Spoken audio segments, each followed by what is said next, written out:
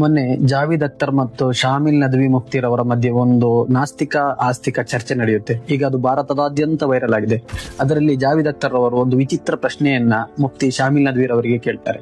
ಅವ್ರು ಕೇಳ್ತಾರೆ, ನಿಮ್ಮ ಕುರಾನ್ ಅಂತ ಪವಿತ್ರ ಗ್ರಂಥಗಳು ಅದು ದೇವರ ಗ್ರಂಥ ಆದ್ರೆ ಯಾಕೆ ಎಷ್ಟೋ ವರ್ಷಗಳ ಮುಂಚೆ ಈ ಭೂಮಿಯಲ್ಲಿದ್ದಂತಹ ಡೈನೋಸರ್ಗಳ ಬಗ್ಗೆ ಒಂದು ಮಾತು ಕೂಡ ಆ ಗ್ರಂಥಗಳು ಆಡ್ಲಿಲ್ಲ ಅಂತ. ಅದಕ್ಕೆ ಮುಫ್ತಿ ಶಾಮಿಲ್ ನದ್ವಿ ಅವರು ಮುಗುಳ್ನಗುತ್ತ ಒಂದು ಉತ್ತರವನ್ನು ಕೊಡ್ತಾರೆ. ಈ ದೈವಿಕ ಗ್ರಂಥಗಳು ಅಂತಲ್ಲ, ಯಾವ ಗಣಿತ ಪುಸ್ತಕಗಳನ್ನ ನೀವು ತೆಗೆದು ನೋಡಿ ಅದರಲ್ಲೂ ಕೂಡ ಡೈನೋಸಾರ್ಗಳ ಬಗ್ಗೆ ಇರೋದಿಲ್ಲ.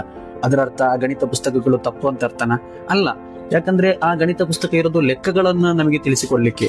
ಅದರಲ್ಲಿ ಹೋಗಿ ಡೈನೋಸಾರ್ಗಳ ಬಗ್ಗೆ ಹುಡುಕೋದ್ರಲ್ಲಿ ಅರ್ಥ ಇಲ್ಲ.